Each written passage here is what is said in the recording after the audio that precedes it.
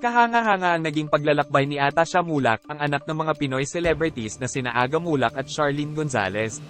Nagtapos siya ng may karangalan mula sa business school ng Nottingham Trent University at napili upang magbigay ng mensahe ng pasasalamat sa ngalan ng kanyang klase. Nagbahagi rin si Atasha ng mahahalagang aral sa buhay mula sa kanyang graduation speech. Kabilang sa kanyang paglalakbay sa pagtuklas sa sarili ang isang simbolyo ng damdamin para sa sining, mga inspirasyon sa fashion, at mga karanasan sa paglipat mula sa buhay sa universidad patungo sa mundo ng showbiz. Dagdag pa rito, kinilala siya sa kanyang mga talento at mga nagawa, tulad ng pagiging featured sa isang fashion shoot para sa Metro at pagsali sa Viva Artists Agency pagkatapos ng kanyang pag-aaral.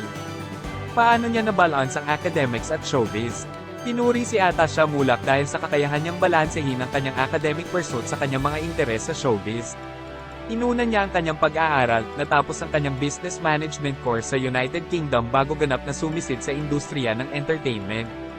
Ang desisyong ito ay alinsunod sa pangako niya sa sarili at sa kanyang mga magulang. Ang kanyang ama na si Aga Mulak ay lubos na sumusuporta, na nagbibigay ng payo at binibigyang diin ang kahalagahan ng kabaitan sa buong proseso.